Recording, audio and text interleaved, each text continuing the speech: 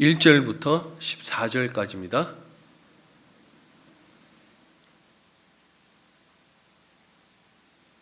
열왕기하 2장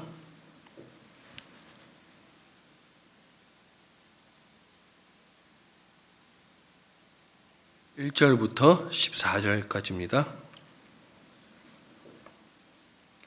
우리 한 절씩 교독하고 14절 같이 합독하도록 하겠습니다. 제가 먼저 읽겠습니다. 여호와께서 회오리 바람으로 엘리야를 하늘로 올리고자 하실 때에 엘리야가 엘리사와 더불어 길갈에서 나가더니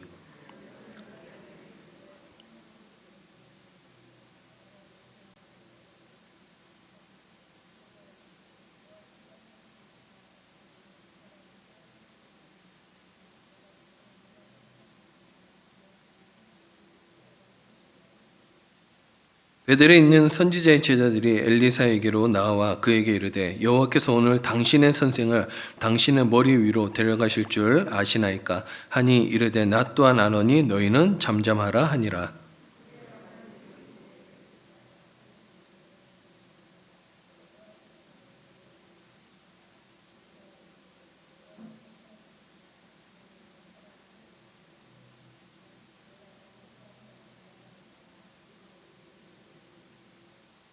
여리고에 있는 선지자의 제자들이 엘리사에게 나와 이르되 여호와께서 오늘 당신의 선생을 당신의 머리 위로 데려가실 줄 아시나이까 하니 엘리사가 이르되 나도 아노니 너희는 잠잠하라.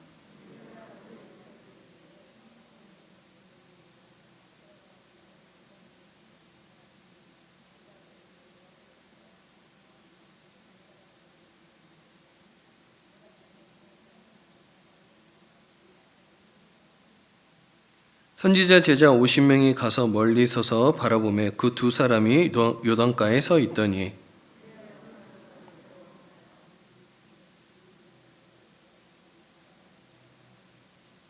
건너매 엘리야가 엘리사에게 이르되 나를 내게서 데려감을 당하기 전에 내가 내게 어떻게 할지를 구하라. 엘리사가 이르되 당신의 성령이 하시는 역사가 갑절이나 내게 있게 하소서 하는지라.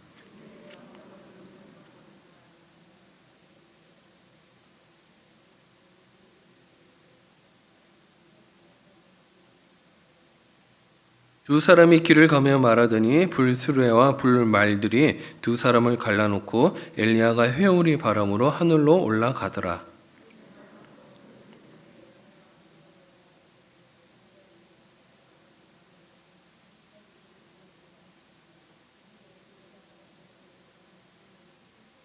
엘리야 몸에서 떨어진 겉옷을 주워 가지고 돌아와 요단 언덕에 서서 엘리야의 몸에서 떨어진 그의 겉옷을 가지고 물을 치며 이르되 엘리야의 하나님 여호와는 어디 계시나이까 하고 그도 물을 치매 물이 이리저리 갈라지고 엘리사가 건너니라.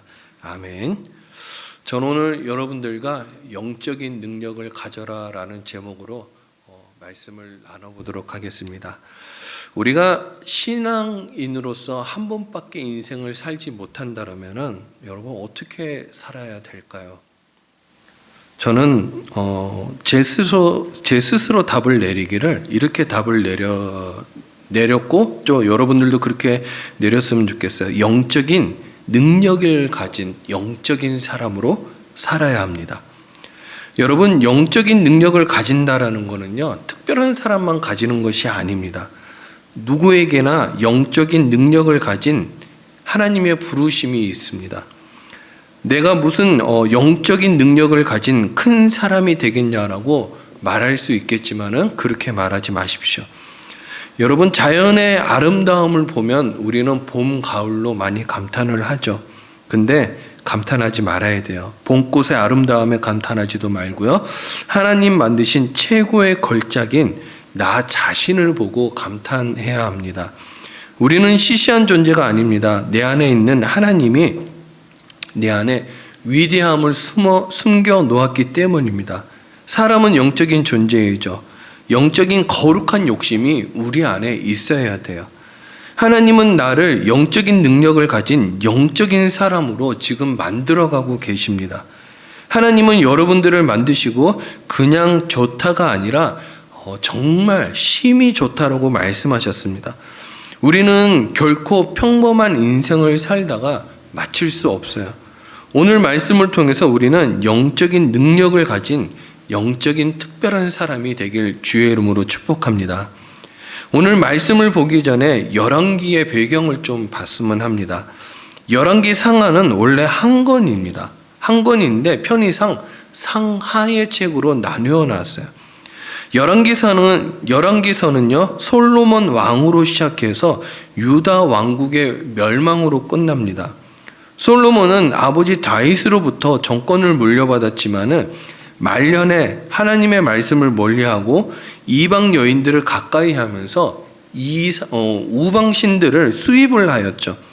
그래서 솔로몬 왕이 죽은 뒤 나라가 북쪽과 남쪽으로 분열되게 됩니다. 결국 이 우상 숭배 때문에 북쪽 이스라엘은 이 아수르에게 망하고요. 이 남쪽 유다는 바벨론에게 망하게 됩니다. 그 두 나라가 멸망한 가장 큰 원인은 우상 숭배를 통해서 하나님께 등을 돌렸기 때문에 그래요. 우리 인생도 마찬가지입니다.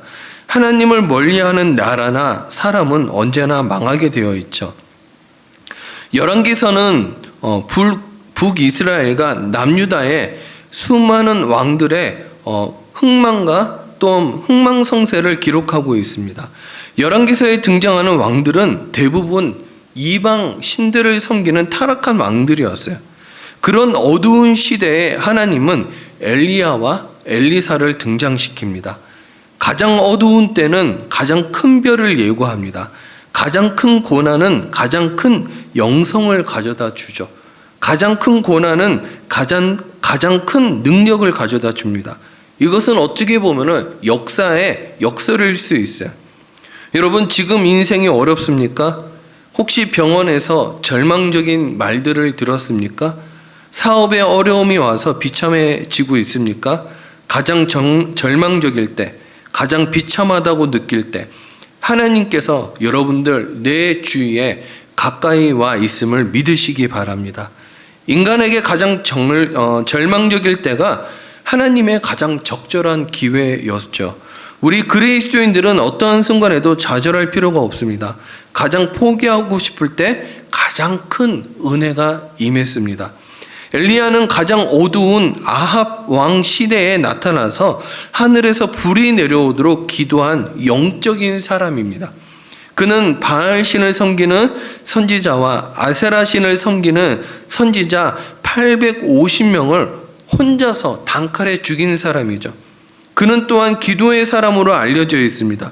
기도하였을 때 3년 반 동안 이스라엘 땅에 비가 오지 않았고, 다시 기도하였을 때 3년 반 동안 오지 않았던 비가 폭포수처럼 쏟아졌죠.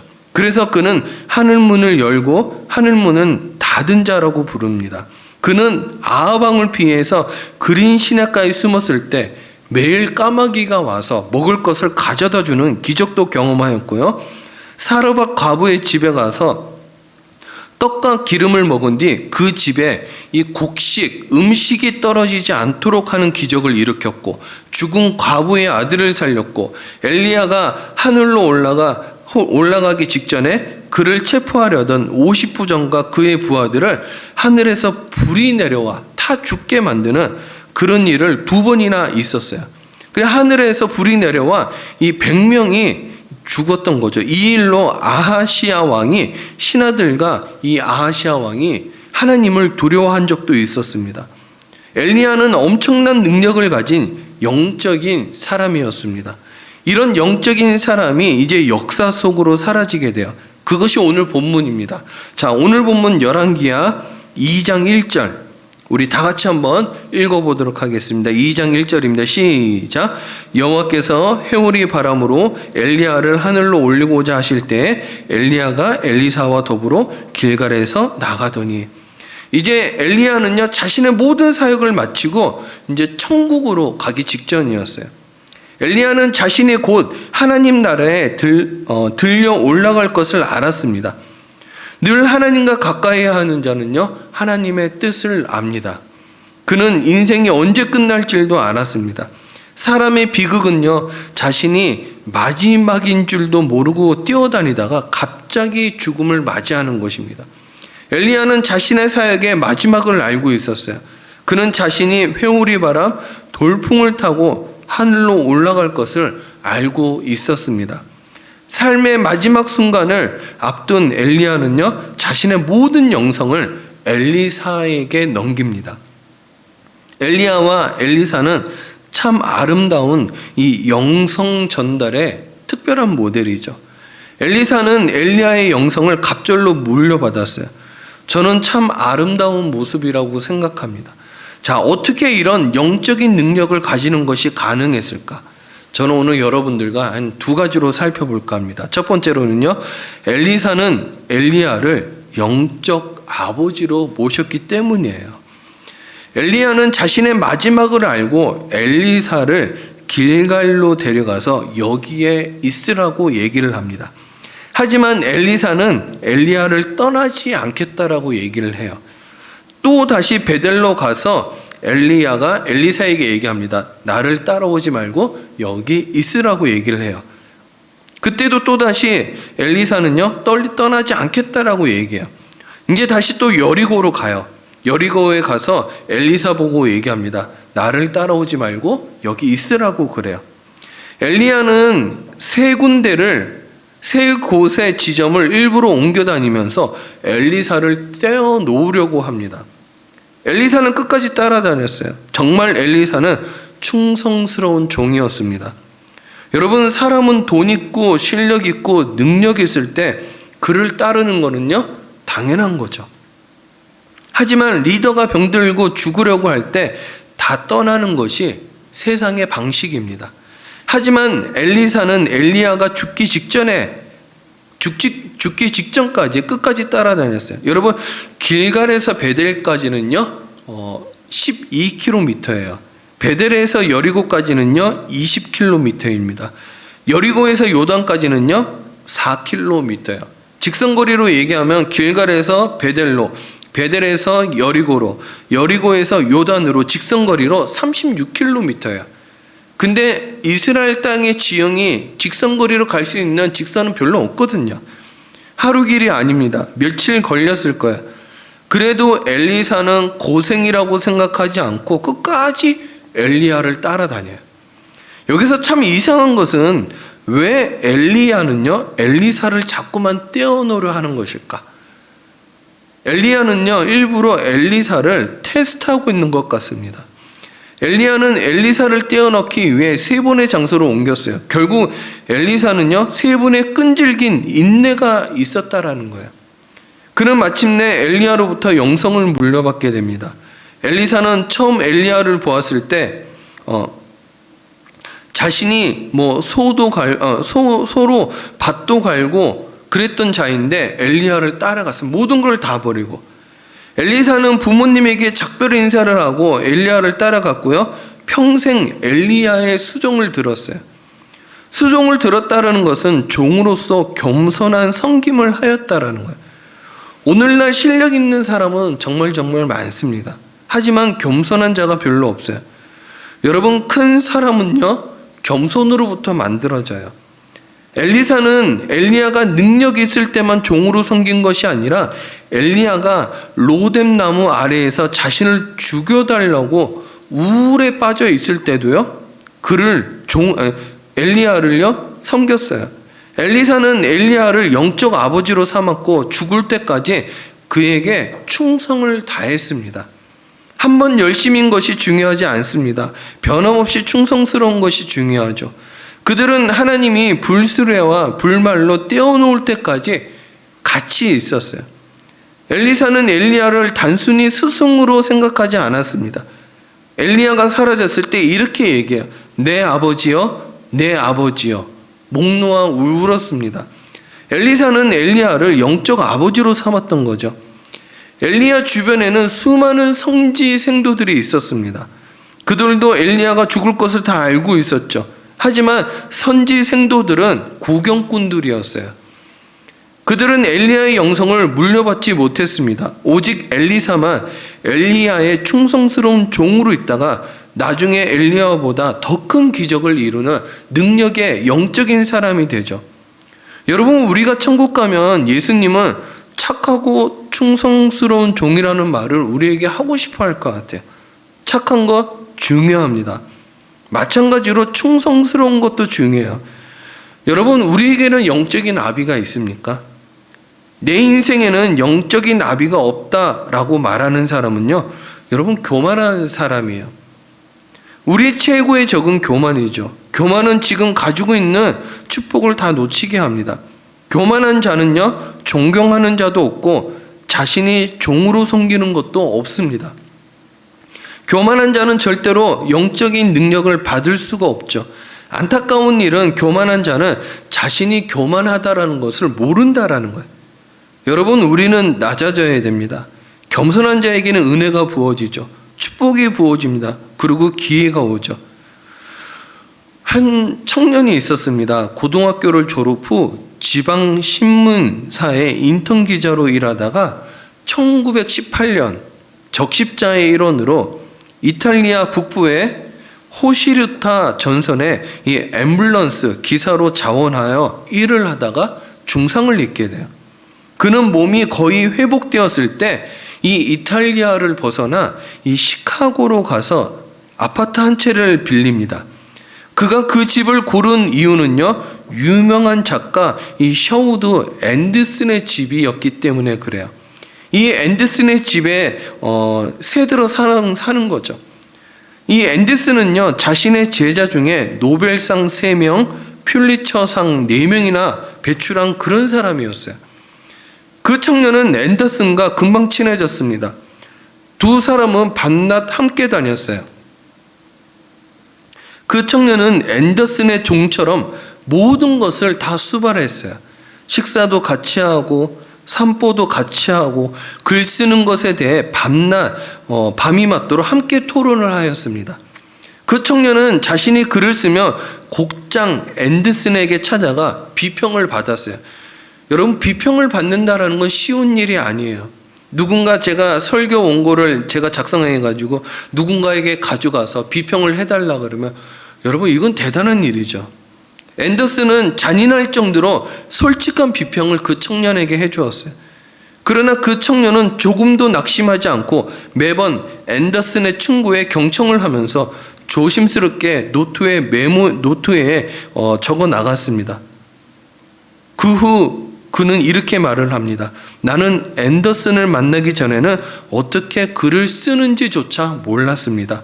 여러분, 이 청년이 누구냐 하면요, 퓰리처상과 노벨 문학상을 탄 해밍웨이예요. 여러분, 큰 사람은요, 그냥 탄생하지 않습니다.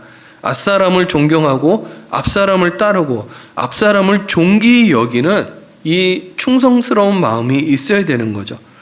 영성은 지식을 습득한다고 영성이 만들어지지 않아요. 사도 바울은 자신을 따르는 디모데에게 이런 충고를 합니다. 디모데 후서 2장 2절에 보면 이런 표현이 있어요. 또 내가 많은 증인들 앞에서 내게 들은 바를 누구에게 부탁하라고요? 자, 다 같이 한번 읽어봅니다. 시작. 또 내가 많은 증인들 앞에서 내게 들은 바를 충성된 사람들에게 부탁하라는 거예요. 겸손, 충성, 이것은 오늘날 이 시대에 정말 필요한 덕목입니다. 여러분, 영적인 거장, 영적인 거목, 영적인 능력을 가진 이 특별한 사람은요, 그냥 만들어지지 않아요. 종됨으로부터 시작되는 거예요. 여러분, 영적인 능력을 가지기를 원하십니까? 낮아지시기를 바랍니다. 낮아짐에 능력이 있어요. 겸손이 없는 은혜를 받게 하고요, 없는 능력을 가지게 해요. 겸손은. 여러분, 한번 생각해 보십시오. 수력발전소가요, 떨어질 때 위에서 아래로 떨어지는 거는 큰 에너지를 발생시키기 위함이죠. 물이 위에서부터 아래로 떨어지지 않으면 우리는 에너지를 받을 수 없다라는 거예요. 여러분, 모세의 영성은요, 여호수아에게 전달됐죠. 왜요? 여호수아가 종으로 모세를 섬겼기 때문에 그래요. 여러분, D.L. 무디의 영성은요, R.A. 토레이에게 전해집니다. R.A. 토레이는 누구냐면 성령학자예요. 왜요? 토레이는 예일대학을 나온 우수한 석학이었어요. 여러분, 무디는요, 근데 초등학교 중퇴자였어요. 이 초등학교 중퇴자의 무디를요, 종으로서 철저히 섬겼기 때문에 이런 은혜가 왔죠. 비와 은혜는요, 낮은 곳에 모이는 거예요. 영성을 물려받기 위해서는 영적인 사람들과 친해져야 합니다. 사람은 누구와 가까이 하느냐가 그 사람의 미래를 결정하게 되는 거예요. 여러분, 세상에 유명한 사람을 가까이 하려고 하지 말고요, 영적인 사람과, 영적으로 열린 사람과 가까이 하시기 바랍니다. 겸손하여 영적인 능력을 가진 영적인 특별한 사람이 되는 것, 이 시대 하나님이 우리에게 원하는 것이죠. 자, 그럼 두 번째, 엘리사가 어떻게 영적인 능력을 가진 특별한 사람이 되었을까? 두 번째, 엘리야의 겉옷을 물려받았기 때문에 그래요. 엘리야는 엘리사를 데리고 요단강을 건넙니다. 엘리야는 큰 강을 자신이 입고 있던 겉옷을 벗어 둘둘 말아서 물을 치니까는 물이 갈라졌고 마른 땅이 나타났어요. 엘리야와 엘리사는 기적적으로 요단강을 건넙니다. 엘리야는 이제 정말 마지막 순간이 왔어요. 엘리야는 이 엘리사에게 무엇을 해주기를 원하냐라고 물었죠. 그때 엘리사는요, 이렇게 얘기해요. 갑절의 성령을 달라고. 자, 9절, 오늘 본문 9절인데요. 우리 다 같이 한번 읽어봅니다. 시작. 건너매 엘리야가 엘리사에게 이르되 나를 내게서 데려감을 당하기 전에 내가 내게 어떻게 할지를 구하라. 엘리사가 이르되 당신의 성령이 하시는 역사가 갑절이나 내가 있게 하소서 하는지라. 엘리사는요, 세상의 물질이나 이 성공을 구하지 않았습니다. 엘리사의 최고의 관심은 이 영적인 능력을 가지는 거였어요. 여러분, 우리의 기도 제목이 무엇으로 바뀌어야 될까? 요즘에 나의 기도 제목이 무엇이 되어야 될까? 여러분, 물질이 아니라, 문제 해결이 아니라 영성을 달라고 기도하시기 바랍니다. 하나님, 내게 갑절의 성령을 부어 주시옵소서. 하나님, 내게 은혜를 부어 주시옵소서. 하나님, 우리 자녀들에게 성령을 부어 주시옵소서. 우리 가족에게 성령의 바람이 불게 하소서. 우리 교회에 부흥을 주소서. 엘리야가 갑절의 성령을 달라고 하는 이 엘리사에게요, 무능하다라고 얘기하지 않았어요. 그리고 엘리야는요, 엘리사에게 그것을 줍니다. 왜요? 엘리야가 봐도 지금 엘리사가 영적으로 갈급하다는 게 눈에 보였기 때문에 그래요. 여러분, 엘리사가 갑절의 영감을 달라는 것, 이제 자신의 지혜나 지식으로 살지 않고 하나님의 능력으로 살겠다 하는 말과 같은 것이죠. 여러분, 우리에게 기도 제목이 있어야 된다면요, 이 거룩한 영적인 욕심을 달라고 기도하시길 바라요. 여러분, 우리가 이 거룩한 영적인 욕심이 있기 위해서는 우리가 무엇을 해야 될까? 나 자신에 대해서 좀 돌아볼 수 있어야 되겠죠. 여러분, 한 번 예배를 드려도요, 하나님 앞에 감동하실 예배를 드리시기 바랍니다. 영적으로 갈급한 사람에게는 능력이 부어지죠. 영적으로 배고픈 사람에게는 은혜가 부어집니다. 오늘날 이 세상의 그리스도인들의 문제가 무엇이냐? 세상의 성공신화에 많이 사로잡혀 있다라는 거예요. 그래서 하나님에 대한 갈망이 사라져 있죠. 여러분, 기독교 영성가로 유명한 이 달라스 윌라드라는 사람이 있어요. 책을 써도 아주 어렵게 쓰는 사람이에요. 이분의 책을 한번 읽었다가 끝까지 못 읽은 적이 있었어요. 근데 이 달라스 윌라드가 이런 얘기를 합니다. 최근 미국 교육은 학력을 높이면 하나님 없이도 성공하고 잘 살 수 있다라고 이야기한다. 미국에선 경제가 하나님이 되어버렸다 그러면서 미국 교육의 세속화를 우려했어요. 또 오순절 교단에서는 이런 슬로건을 내건 적이 있었습니다. 교육을 받는 것보다 성령에 사로잡히는 것이 낫다. 여러분, 우리가 지금 무엇을 기도하고 있습니까? 성령 하나님을 간절히 원하고 있습니까? 그렇다면 우리 영성이 건강해질 거예요. 성령 하나님에 대한 아무런 갈증이 없습니까? 그러면 영성이 죽었다라는 거예요.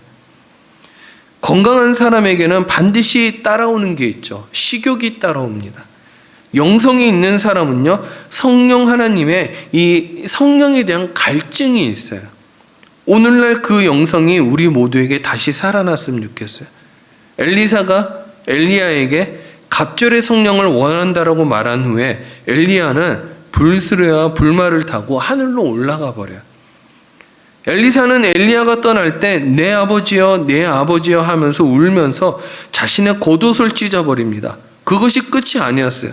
하나님은 엘리사의 그 간절한 소리를 듣고요, 하나님은 엘리사에게 엘리야의 겉옷을 던져줍니다. 참 신기하죠? 겉옷을 찢었는데 다시 겉옷이 온 거예요. 13절 우리 다 같이 한번 보도록 하겠습니다. 엘리야의 몸에서 떨어진 겉옷을 주워 가지고 돌아와 요단 언덕에 서서.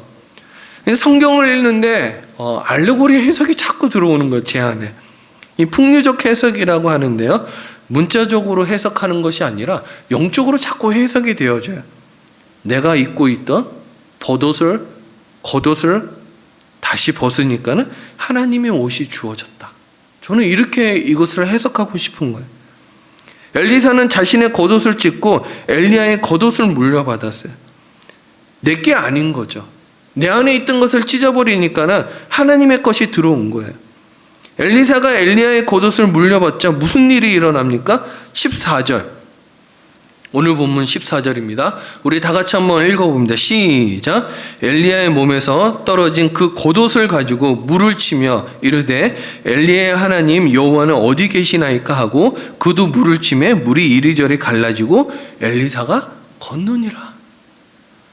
요단강이 이리저리 갈라졌다는 것은 무엇을 말합니까? 여러분, 강과 바다는요, 사람이 통제할 수 있는 것이 아니에요. 그리고 이 당시 요단강은요, 우리가 생각하는 지금의 이스라엘 땅의 요단강이 아니에요. 아주 큰 강입니다. 엘리사가 엘리야의 겉옷을 물려받자 엄청난 능력이 나타난 거예요. 엘리사가 기도한 대로 엘리야의 이 갑절의 성령을 받은 것입니다. 여러분, 인생에 나타난 거대한 강도요, 하나님이 순식간에 가를 수 있어요. 하나님에게는 아무리 큰 강이라도 순식간에 갈라놓습니다. 하나님은 인간의 눈에는 길이 없는 곳에서도요, 하나님은 길을 보시는 분이세요. 여러분, 우리가 사모해야 될 것이 무엇입니까? 돈일까요? 하나님일까요? 여러분, 성령 하나님을 사모하시기 바랍니다. 우리에게도 엘리사처럼 갑절의 성령이 필요하죠.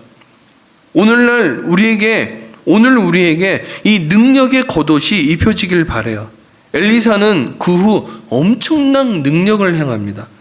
성경에 엘리사의 기적이 여럿 나오는데요, 첫 번째 기적은 요단강을 가른 것이었어요.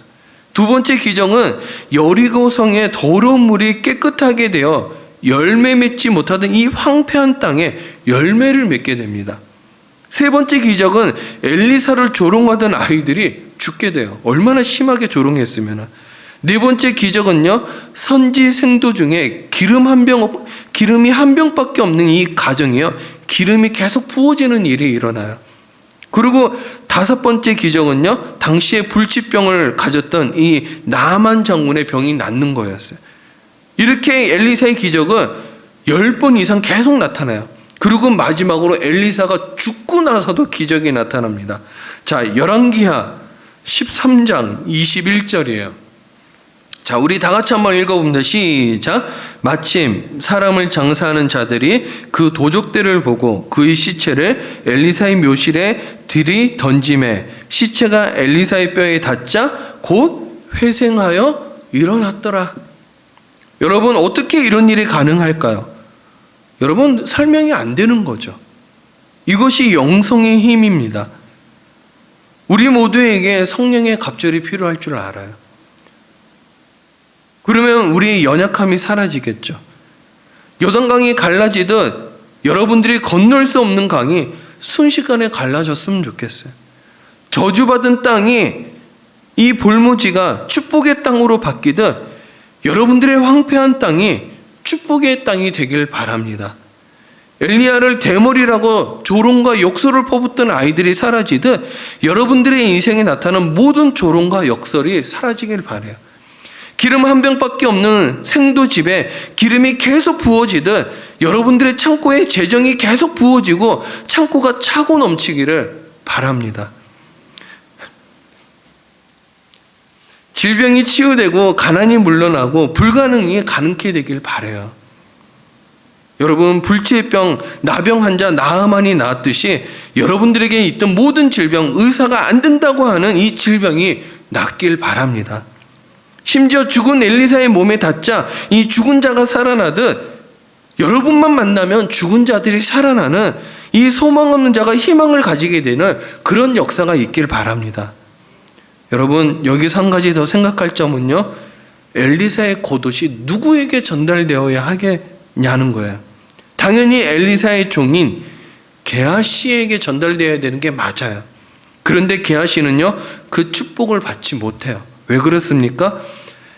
엘리사에게 나아만 장군이 와서 병이 깨끗하게 낫자 나아만 장군은 엘리사에게 선물을 주려고 해요. 그때 엘리사는 그 선물을 받지 않고 돌려보냅니다. 이것을 본 게하시가 나아만 장군을 뒤쫓아가서 엘리사가 보냈다고 하면서 은 1달란트와 옷 2벌을 달라고 얘기를 해요. 게하시는 이 은과 옷 때문에 엘리사로부터 물려받을 수 있는 이 성령의 겉옷을 물려받지 못하게 돼요.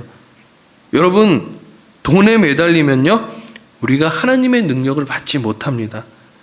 여러분, 돈이 많아도요, 길이 안 보이면요, 돈을 낭비하게 되어 있어요. 하지만 성령의 눈이 밝아져 우리 인생에 막혔던 길이 눈에 보이게 되면요, 하나님은 반드시 여러분들을 통해 역사하시더라는 거예요. 여러분, 우리가 무엇을 달라고 기도해야 되겠습니까? 성령을 달라고, 영안이 열리게 해달라고 기도해야 되죠. 엘리사에게 갑절의 성령을 부어주신 하나님은요, 오늘도 우리에게 갑절의 성령이 부어지기를 원합니다. 세상에서 더 성공할 것을 구하지 마시고요, 성령을 구하시길 바라요. 그러면 그 성령의 기름이 끊임없이 우리에게 부어질 거예요.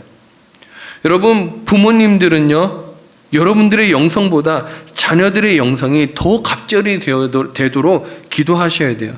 미국은 청교도로 시작된 영성이 지난 200년 동안 믿음을 잘 물려받았죠. 그런데 최근 100년 전부터 그 선진들의 복음이 이제 시들시들해졌어요. 급기야는 지금은 동성연애 장로가 있어요. 여러분, 캐나다에서는요, 제가 캐나다에서 왔을 때 이 캐네디언 철치에서는요, 동성연애를 하는 장로가 교회 장로였어요. 이제 교회 안에서 동성연애에 대해서 얘기를 못하는 거죠. 여러분, 급기야 이 부모님의 영성이 내 대에서 끊어지는 일들이 일어나더라는 거예요. 여러분, 부모님의 영성이 자녀에게 물려지지 않는 것은요, 이 유산으로 내려가지 않는 건 저주입니다. 우리 부모님 다음 세대로 갑절로 넘겨줘야 되죠. 성경에 나오는 영적인 거정은 큰 인물 밑에서 큰 인물이 나왔다라는 거예요. 모세 뒤에 여호수아가 나왔고요, 엘리야 뒤에 엘리사가 나왔고, 예수님 뒤에 12제자가 나왔고, 베드로 뒤에 마가가 나왔고, 사도 바울 뒤에 디모데가 나왔어요. 사람은 무의식 중에 배우는 것이 큰 영향을 끼치죠. 여러분, 우리 자녀들을 놓고 기도를 많이 하시길 바라요. 어떤 의과대학 교수가 학생들에게 이런 질문을 했어요. 여러분, 어떤 가정에 남편은 매독, 임질에 걸렸습니다. 부인은 폐결핵입니다. 아들 내형제를 낳았는데 한 아들은 병에 죽고 세 형제도 다 병들었습니다. 그런데 또 임신했습니다. 이 아이를 어떻게 하면 좋겠습니까? 학생들이 그렇게 얘기했어요. 낙태시켜야 되죠. 그때 의사가 말을 합니다. 그렇지 않습니다. 이 아이가 바로 베토벤입니다 라고 얘기를 해요. 베토벤의 부모님이 그런 가운데 베토벤을 이 믿음으로 낳았던 거예요. 여러분, 오늘 우리는 내가 영적으로 병들었다고 해서 우리 아이들을 영성 없는 자로 키우면 안 되는 거예요. 우리 자녀들이 다음 세대를 움직이는 위대한 아이라는 믿음을 가지고 기도하시길 바라요. 이 부모님들의 영성에 욕심을 가지시길 바라요.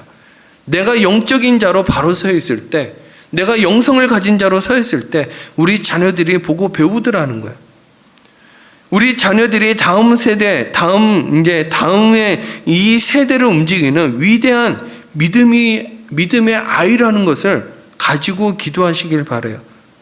여러분, 갑절의 성령의 부으심을 여러분 TV를 보면서 할 수 있겠습니까? 그렇지 않아요. 여러분, 그런 일들은 절대 일어나지 않습니다. 하나님은 오늘도 영적인 옷을 떨어뜨리고 있어요. 그 성령의 기름 묻은 이 옷이 떨어지고 있죠. 성령의 기름이 여러분들에게 부어지길 바라고 있어요. 여러분 오늘 이 밤에 왜 오셨습니까? 제가 이 설교 할 거 아시고 오셨어요? 그렇지 않거든요. 그러면 여러분들은 지금 이 자리에 앉아서 이 설교를 왜 들었냐? 하나님의 뜻이 있다라는 거예요. 엘리야 생도들처럼 성령의 기름 부음이 있는 겉옷이 떨어지는 것을 멀리서만 구경하지 마시기 바랍니다. 그 영적인 이 능력이 나에게 머물 것을 간절히 원하고 여러분 그 겉옷을 입으시길 바라요. 엘리사는 처음에 소를 모는 이 부유한 집안의 농부였어요. 그가 엘리사의 겉옷을 입은 후에 이 영적인 능력을 가진 특별한 사람이 됩니다. 여러분 D.L. 무디, 찰스 피니, 조지 휘필드, 요한 웨슬리, 조나단 에드워즈, 허드슨 테일러, 조지 밀러, 이 영적인 거장들의 공통점은요, 다 성령의 능력을 입었다라는 거예요. 우리에게 필요한 것이 무엇입니까? 성령의 능력이죠. 그리스도의 삶은요, 지루하거나 무능력한 것이 아니에요. 우리의 삶이 무능한 것은요, 우리의 삶 안에 하나님의 영, 성령이 없기 때문에 그래요. 우리의 삶이 복잡한 것 같지만 해결책은 간단합니다. 무엇입니까? 성령의 겉옷을 입으면 되는 거예요. 말씀을 정리하도록 하겠습니다. 여러분, 우리가 인생을 한 번만 산다 그러면 어떻게 살아야 되겠습니까? 영적인 능력을 가진 하나님의 백성이 되어야 되겠죠. 그러기 위해서는 내 겉옷을 찢고 성령의 겉옷을 입으시기 바랍니다. 그리고 우리 자녀들에게 갑절의 성령을 부어달라고 기도하시길 바라요. 여러분, 제가 일전에 설교할 때 그런 얘기를 한 적이 있었어요. 저는 이제 자기 전에 침대밭에 이렇게 앉아가지고 기도할 때가 있거든요. 요즘에는 이제 몸이 좀 그래가지고 일찍 자요. 한 9시나 10시 되면 잡니다. 그렇게 앉으면은요, 몸이 이렇게 좀 아파오더라고요. 그런데 어느 날 제가 기도할 때 정민이가 화장실을 가면서 제가 기도하는 것을 본 적이 있었어요. 그러면서 혼잣말로 이렇게 하면서 화장실에 들어갔었어. 오 마이 갓! 그냥 기도하는데 그 소리가 들리는 거예요. 근데 제가 순간 기도하다 말고 웃어버렸어요. 여러분, 우리 자녀들이 보기에 우리 부모님들이 기도한다는 것이 이렇게 얘기할 수 있어요. 우리 엄마가, 우리 아버지가 오마이 갓이라고 얘기할 수 있어요. 그런데 여러분 생각해 보면요, 어색하다라는 거겠죠, 그죠? 우리 아빠가 기도하는 것이, 우리 엄마가 기도하는 것이. 여러분, 저는 여러분들이 기도의 능력을 얻고 또 치유의 능력을 얻고 또 하나님의 성령의 능력의 옷을 입어서요, 여러분들이 다음 세대들보다 더 나은 세대로 살았으면 좋겠어요. 우리 이 시간에 다 같이 한번 찬양을 불러볼 텐데요. 이 마라나타 한번 불러보도록 하겠습니다.